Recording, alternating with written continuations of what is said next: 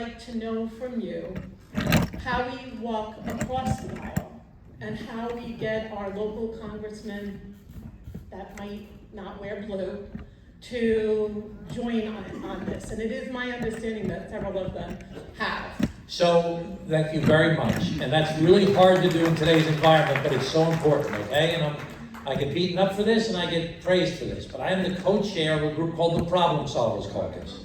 It's 50 members of Congress. It's evenly divided between Democrats and Republicans. And the group was in trouble last year because they were all fighting with each other because of when Kevin McCarthy got kicked out. The Republicans wanted the Democrats to help save him, and that couldn't be worked out because McCarthy wouldn't negotiate. We are reconstituted. We are Democrats and Republicans, and we have working groups on a lot of different issues. My big issue is immigration. I don't know if people know that or not. We also have working groups on the budget and on permitting reform and on a whole bunch of stuff. So I've chosen to highlight Republicans that stand up and say things that they think is wrong with this administration. I think we need to do more of that. There's a guy who's in the Freedom Caucus. His name is, not the Freedom, a guy in the Freedom Caucus even. Is Gary Palmer? Yeah, I think he's in the Freedom Caucus. Gary Palmer. No, he's not in the Freedom Caucus, but he's a very right-wing conservative from Alabama. Okay? He said, Mr. President, you can't eliminate the Department of Education pursuant to the Constitution. That cannot be done by executive order. That can only be done by the House of Representatives and the Senate. You can't do that.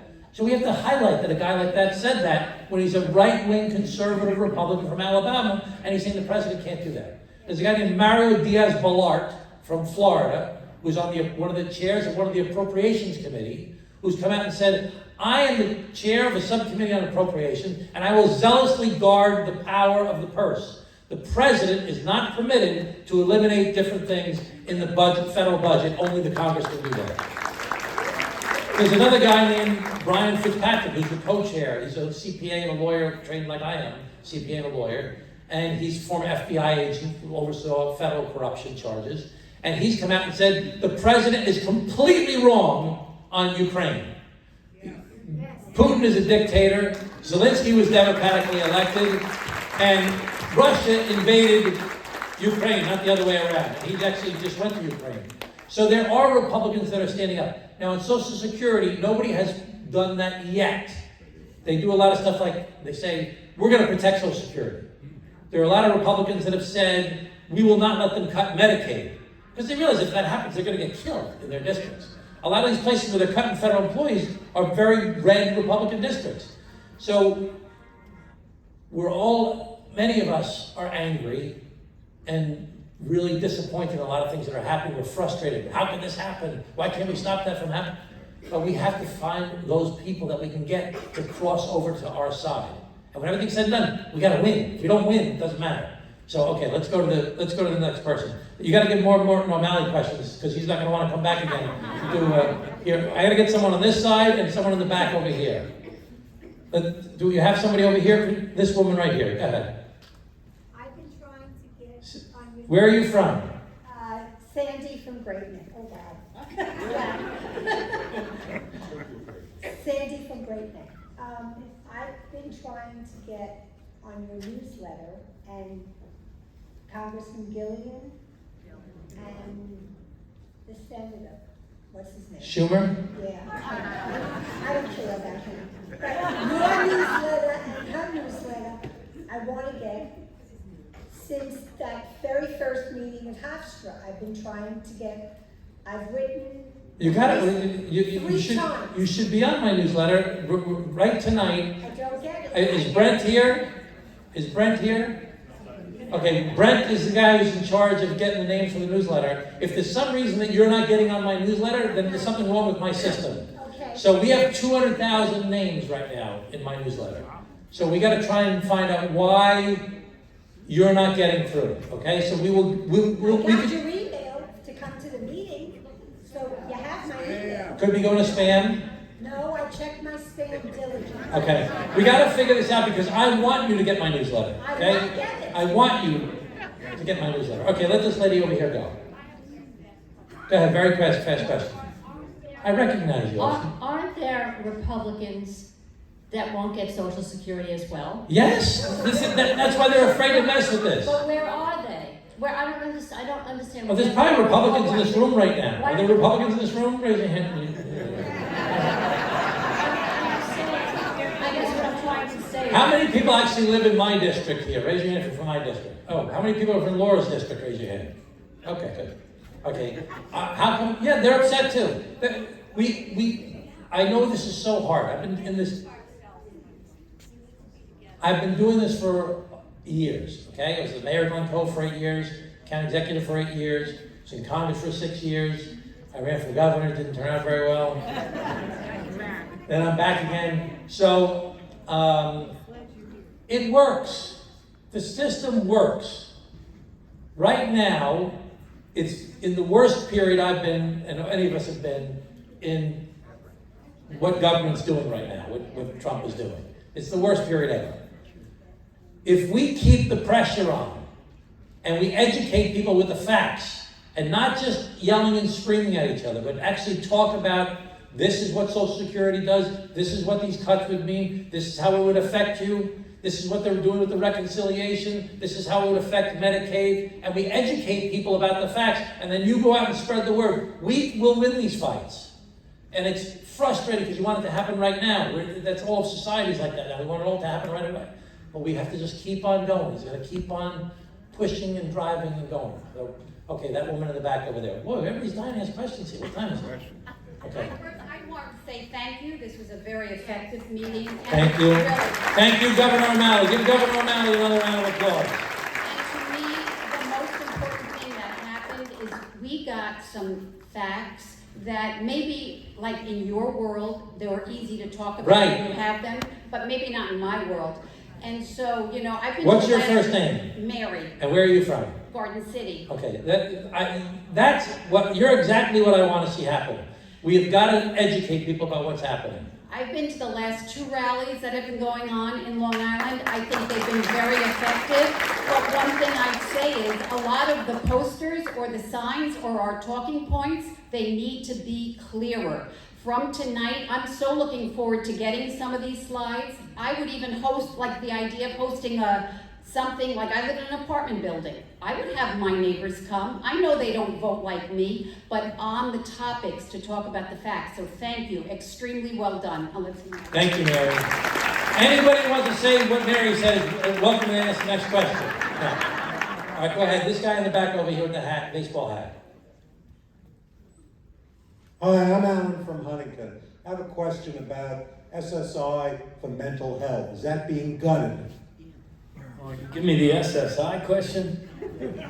SSI is so complicated. I was on, like, you know how they sometimes have point of views? I was on News Nation with the former budget guy, Mick Mulvaney, under President Bush.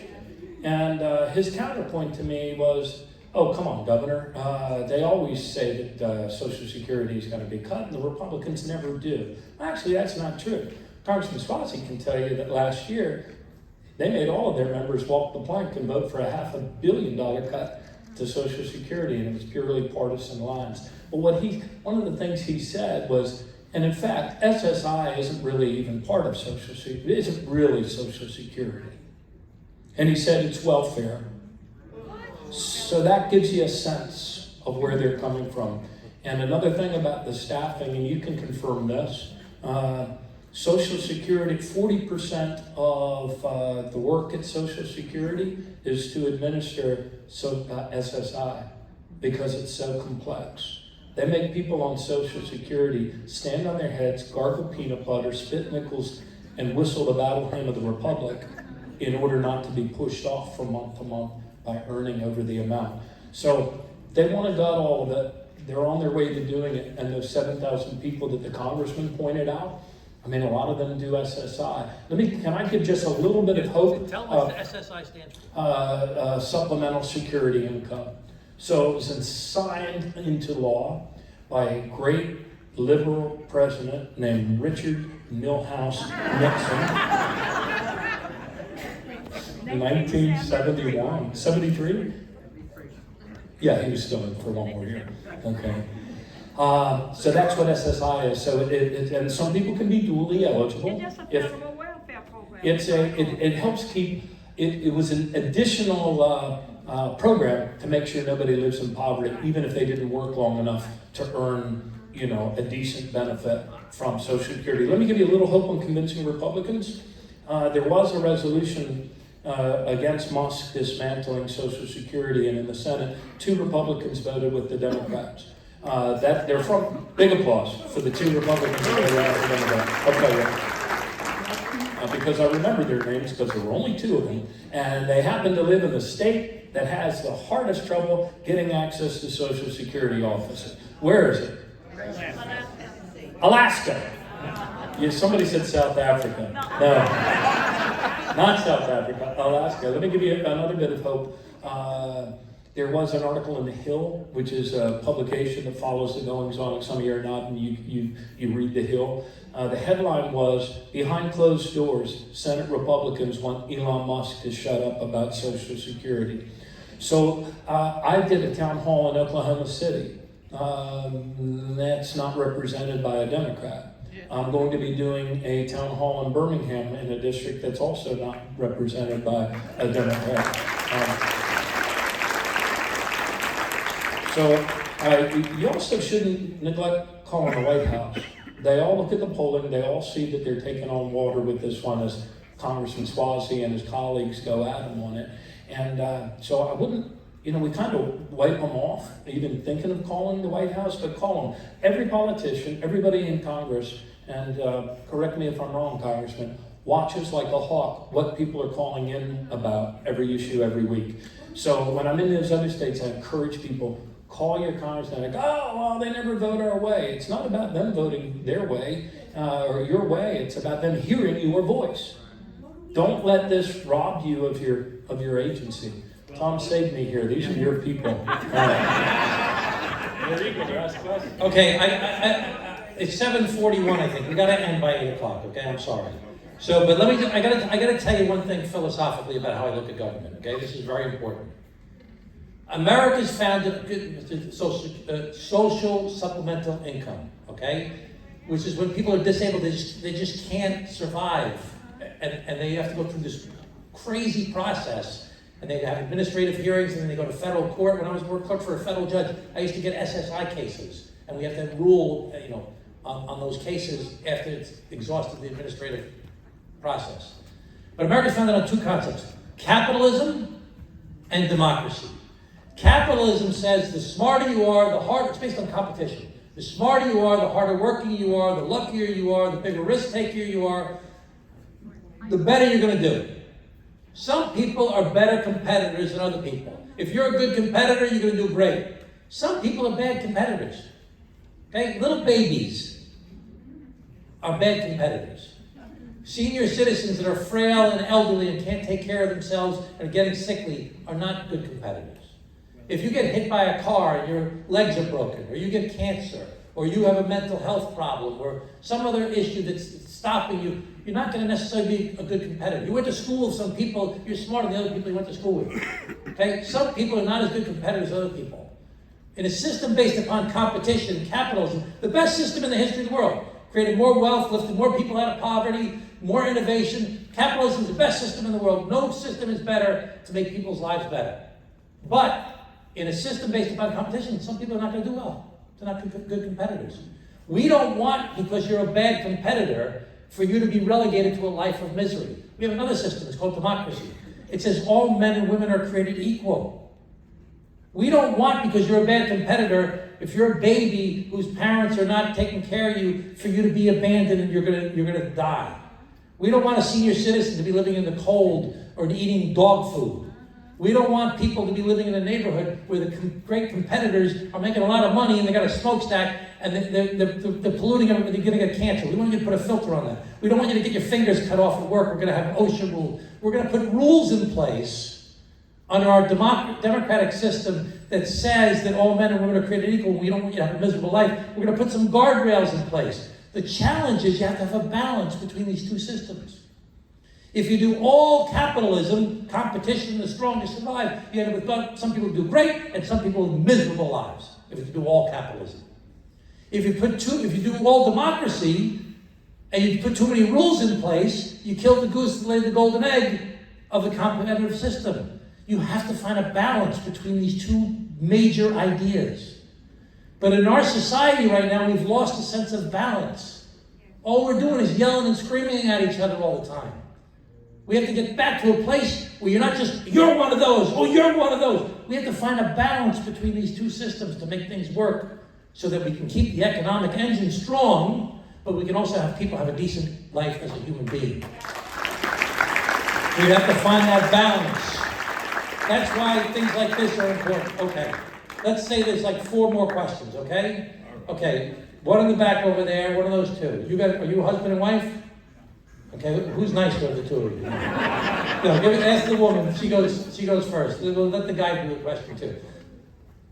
As a matter of fact, both do a question, you can hand it to them. You both do a question and I'll answer them together. I don't know that this is more of a question or a comment. Yeah. Janet from Glencoe. Oh, hi. Oh, I should have called her.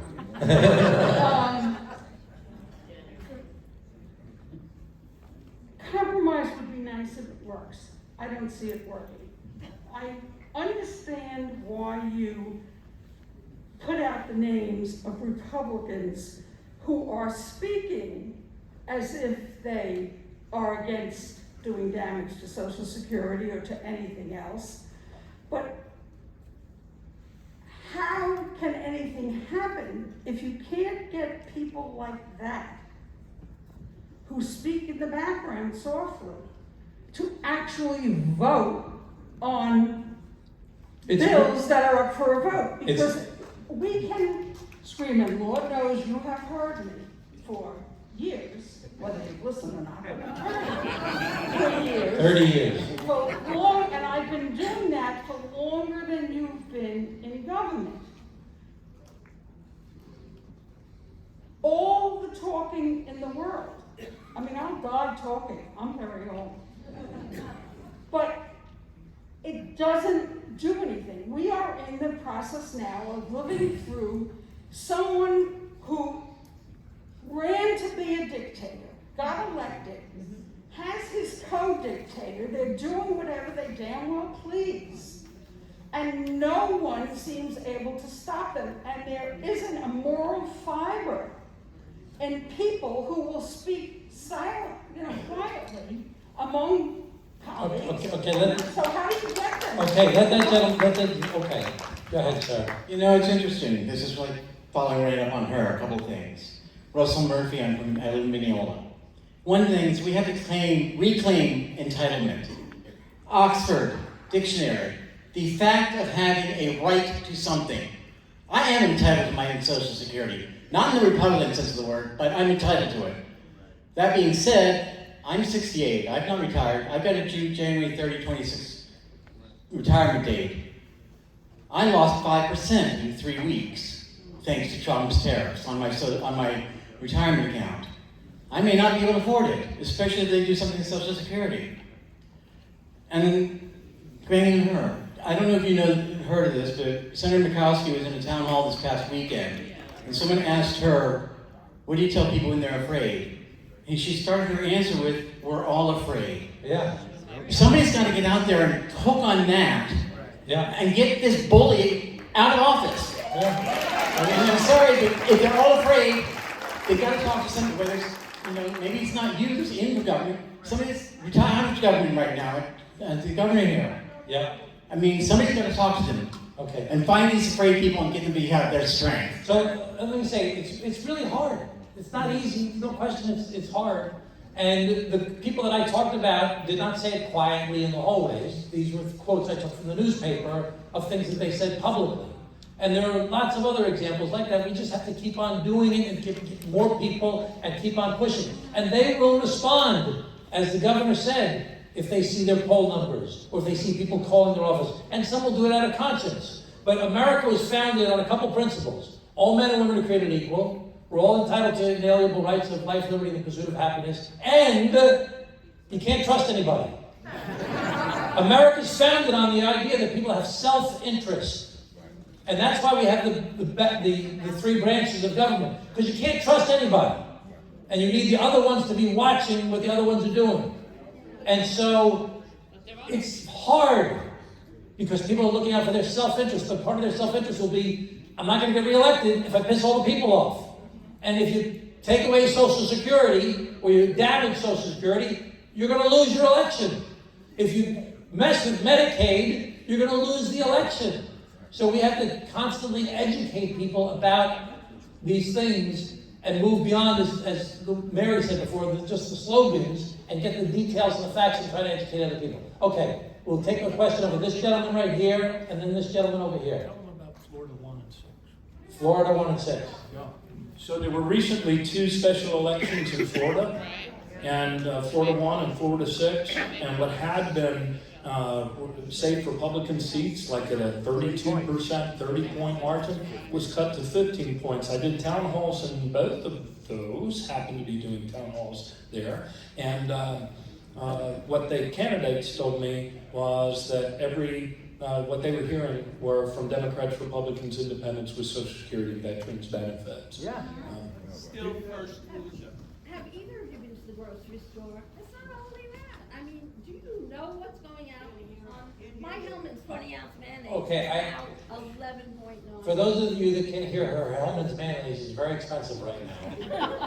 I And have to buy twice as much. he suggests trying using avocado. Okay. All right, go ahead. Thank you all for bringing this here. My name is Jim. I live in East Williston. On the question of balance, and you just also talked about the 3 branches of government, and balance is really important. Balance is what our democracy hangs on. My biggest fear, and I guess I'm going to ask it this way, what percentage of likelihood would you say, gentlemen, is it possible that at some point the Supreme Court just says, Mr. Trump, you can do whatever you want?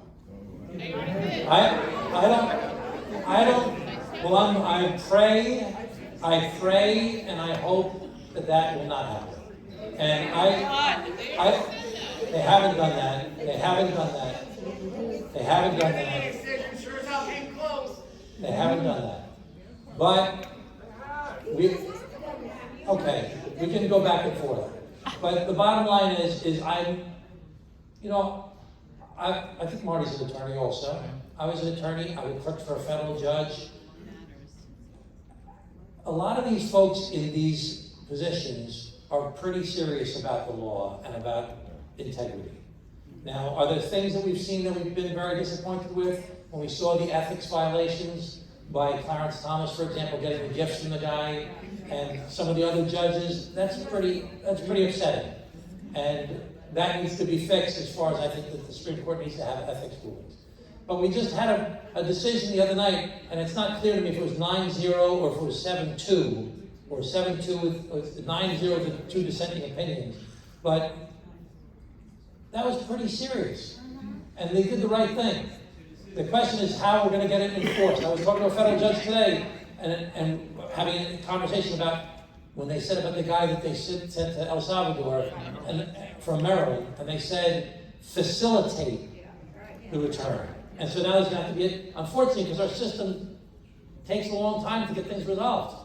And to find out what facilitate means and actually have a debate about it is very frustrating to those of us looking out from the outside in. But that's what happens in the courts with the right way. So I wish I could, people said, get them out! I wish it was that easy.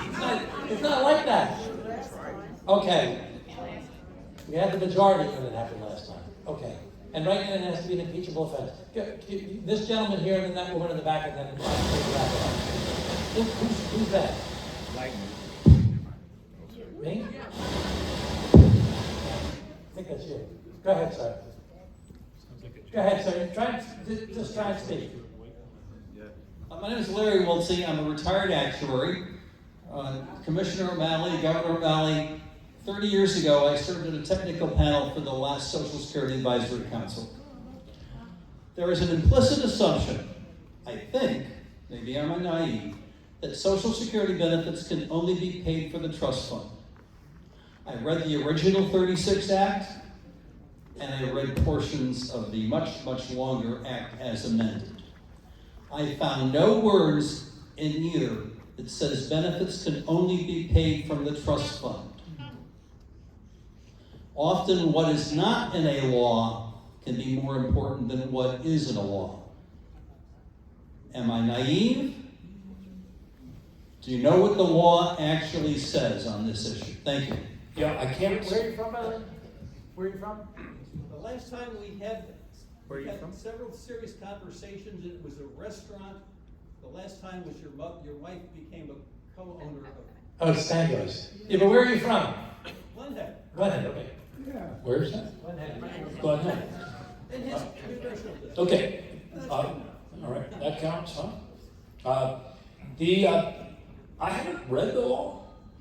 There's a difference of opinion, I know, just in the common back and forth between executive branch and Congress on this, and the agency, actually. So, what's commonly accepted is, if Congress doesn't act, which implies they could do any number of things, if Congress doesn't act, there'd be an automatic 17% reduction. Congress can act in two ways. Congress could require that we do more in terms of asking, as the congressman suggested, or Sean Larson suggested, people making more than $400,000 or wherever you want to put the higher mark. So that's one way to do it. Another way to do it is actually supplemental security income is entirely funded out of the general fund, but the rest of this stuff is not. Now, and here's where it gets complex. At OMB, at the Office of Management and Budget, they keep saying, and some people in CBO, the Congressional Budget Office, insist that Social Security will ultimately contribute to the deficit. That's assuming that Congress doesn't act and do either of those two things, and we suffer the 17% reduction. So that's kind of the nuanced answer as I understand it. Is it partly only out of the trust fund? Well, that's been the way it's been, but it doesn't necessarily have to be that way. But remember when I was showing you the 1.2 thing? If Congress wanted to bring them back up to 1.2 so you get the customer service you paid for when you earned your benefits, they could do it entirely out of the trust fund. And you know what it would advance that 2035 depletion date by? If they did 1.2% every year until 2035, it would advance it by 30 days. That doesn't surprise the actuary, does it? We can research that further. We can't answer that right now, but we'll research it further. We'll look at it. But I was just thinking something very important, okay? $1.3 trillion is collected annually, okay? We collect $1.3 trillion, and we spent 1.4 trillion. We short up $100 billion, okay? Hold on, $100 billion. Let's put that in perspective, okay? $100 billion. Why would you cut Social Security by 7,000 employees and save less than $1 billion and wreck the system in the process? If you got a $100 billion problem, why are you instilling fear and trauma in the employees? Why are you cutting all these people? It doesn't make any sense. That's not the objective. They're just trying to wreck it. They're trying to break it. So, if you want to get $100 billion more, which you should make it balanced, you need the Congress, Democrats and Republicans, to fix the system. You got two choices. Increase the revenues or decrease the expenses. That's all you can do. I don't think we should decrease the expenses because I think that right now there are 22 million people who didn't get their if they didn't get their Social Security benefits, would be in poverty. 22 million people in America. They rely upon it. I'm just trying to educate about what the facts are. And I'm trying to give you some ammunition as to what you can say to people.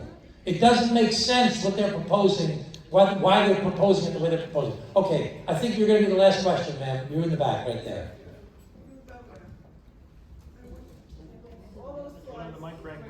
Here's the microphone. Say your name and where you're from. Thank you. Luann from Hicksville, and I hope to get you voted. Thank you, Luann. And my sister helped Congresswoman Gillen. So we're all in. I've done everything you said, plus, hands off rally. The one slide that I thought was missing, and I was gonna ask you, Governor, when you go to places like Florida, or Kentucky, or Oklahoma, the red states, tell them, would you tell them, if my disabled kid doesn't get Medicaid, if my blind mother doesn't get Social Security, if my widowed aunt, what happens to you when that doesn't get paid? Because I don't think all those slides and all that data, I got it, because I read The Hill and I read Heather Cox Richardson and I read the newsletter. But what they don't say, and what I don't think is in those slides, is what happens to you when you don't get that money. It's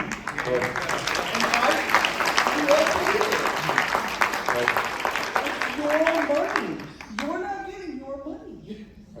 And what's gonna happen? Yeah, I think the congressman underscored how many people would live in poverty if they didn't get their money. I think what the call to your question is also how Social Security intersects with Medicaid.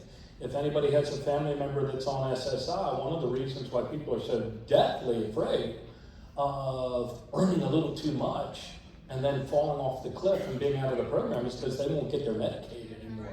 They only get Medicaid because they're on SSI. And the other thing is that Social Security acts as the point of, as the place where you apply for your Medicare, and then is in essence kind of the collection agency or the billing agency through which you pay for your Medicare. So there's a cascading effect beyond the hugely important program of Social Security, and it does affect Medicare and Medicaid. I was at an area in Florida, and a woman said, there aren't many young people here.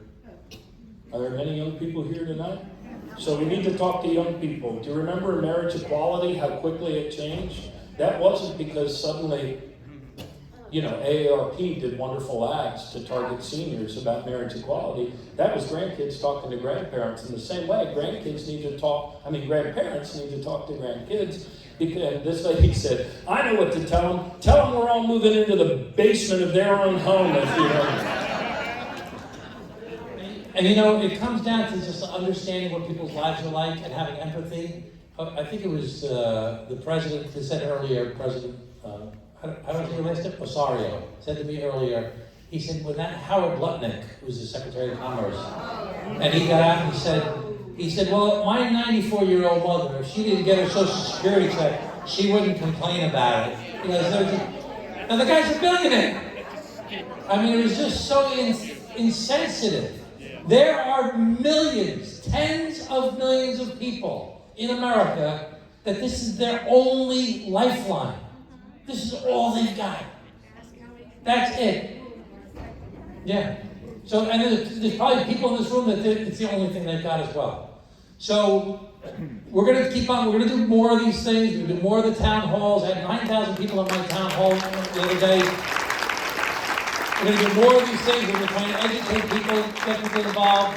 And I'll stay around here to take more questions from people if you want to talk to me about particular issues. But I want to just say, don't underestimate how important you are. Okay? You're kind of weirdos that you came out on a Monday night, and you came to a meeting like this. But we need you guys. We need you to understand what's going on and educate other people. Thank you very much, everybody.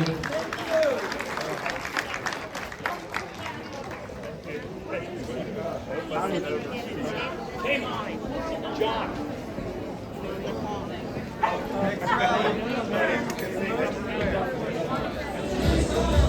Oh, turn it down.